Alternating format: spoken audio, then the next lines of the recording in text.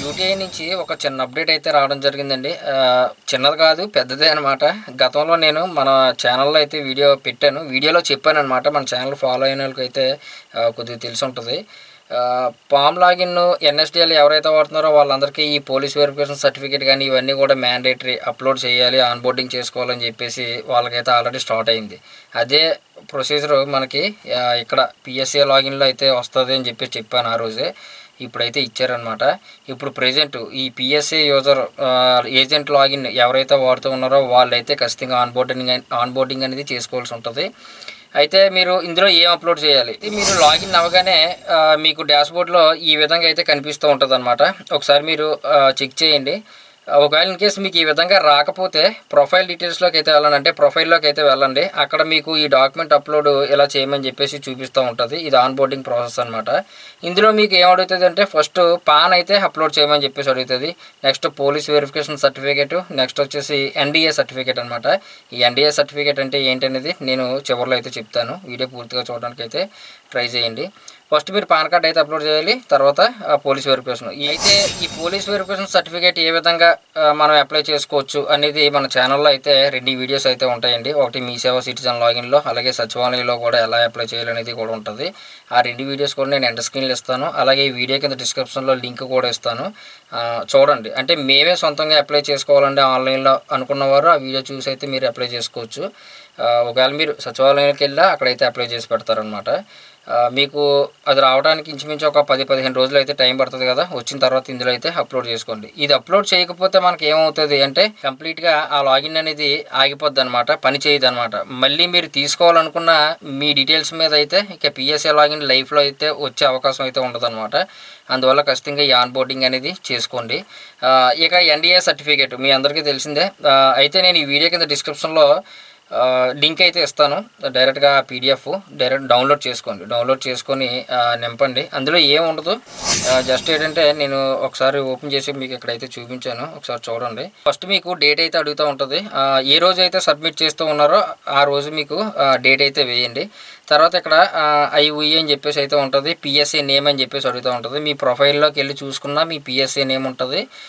లేదంటే మీ పేరనమాట. పీఎస్ఏ నేమ్‌కి అదే ఆ లాగిన్‌కి ఏదైతే పేరు ఇచ్చారో ఆ నేమ్‌ని అయితే అక్కడ ఎంట్రీ చేయవలసి ఉంటది. తర్వాత కిందన మీకు అడ్రస్ ఏంటి మీ ప్రొఫైల్‌లో ఉంటది అడ్రస్. ఆ అడ్రస్ కూడా అక్కడైతే మెన్షన్ చేయండి. తర్వాత కింద కూడా పీఎస్ఏ నేమ్ అయితే అడుగుతూ ఉన్నారు. సేమ్ అనమాట. ఇక కిందకొచ్చేస్తే మళ్ళీ ఇక్కడ లాస్ట్‌లో థ్యాంక్ యూ కిందనే నేమ్ ఆఫ్ ది పీఎస్ఏ అని చెప్పేసి అయితే అడుగుతూ ఉన్నారు. అక్కడ కూడా మీ నేమ్ అయితే రాయండి. కిందన సిగ్నేచర్ అనేది చేయండి. ఈ సర్టిఫికేట్‌ని మీరు డైరెక్ట్‌గా అక్కడ ఎన్‌డీఏ సర్టిఫికేట్ అని చెప్పేసి అడుగుతూ ఉన్నారు కదా! అక్కడ మీరు అప్‌లోడ్ చేయవలసి ఉంటదనమాట. ఇది ఖచ్చితంగా చేసుకోవాలి. ప్రెజెంట్ ఇప్పుడు మీకు ఈ డాష్‌బోర్డ్‌లో కనిపించకపోవచ్చు. కనిపించకపోయినా మీరు సబ్మిట్ చేసి మీ యొక్క ప్రొసీజర్ అని అంటే మీరు ఏదైతే పాన్ కార్డ్ అప్లై చేస్తూ ఉన్నారో అవైతే చేసుకోవచ్చు. అంతరాయం ఏమి ఉండదు. మీకు ఒక 2, 3 రోజుల్లో ఈ అలర్ట్ అయితే రాబోతూ ఉందన్నమాట. ఈ విధంగా చూపించుతున్నట్టు అంటే డైరెక్ట్‌గా డాష్‌బోర్డ్‌లోనే మనకైతే చూపిస్తూ ఉంటారు. ఇప్పుడు ప్రెజెంట్ చూపించిన అప్‌లోడ్ చేయకపోయినా సబ్మిట్ అని చెప్పేసి క్లిక్ చేసి మనం అయితే పాన్ కార్డ్స్ అనేది అప్లై చేసుకోవచ్చు. కానీ రానున్న ఒక 1 మంత్, 1 ½ మంత్‌లో మీ లాగిన్‌కి పూర్తిగా క్లోజ్ అయిపోయే ప్రమాదం అయితే ఉంటదనమాట. ఖచ్చితంగా ఇదైతే అంటే ఈ police verification certificate, NDA certificate ready చేసి పెట్టుకోండి. ఉంటే గనక ఆల్రెడీ మీకు పోలీస్ వెరిఫికేషన్ సర్టిఫికేట్ ఉన్నది అనుకుంటే డైరెక్ట్‌గా ఇప్పుడే అప్‌లోడ్ చేసేసుకోండి. ఓకేనా? తర్వాత ఇక పీఎస్ఏ లాగిన్‌లోకి వచ్చేసి పీఎస్ఏ లాగిన్‌లో ఎవరైతే పాన్ కార్డ్స్ చేస్తూ ఉన్నారంటే డాక్యుమెంట్ అప్‌లోడ్ ప్రాసెస్ అనమాట. ఇవి చేస్తే మీరు కొత్త పాన్ కార్డ్ చేసినా, అందులో బిజినెస్ పాన్ కార్డ్ చేసినా, కరెక్షన్ పెట్టినా, లేదంటే మైనర్ పాన్ కార్డ్ చేసినా, ఇంకోటి పాన్ కార్డ్ సరెండర్ ఇవన్నీ చేసినా సరే డాక్యుమెంట్స్ మాత్రం ఖచ్చితంగా కొరియర్ చేయాలి.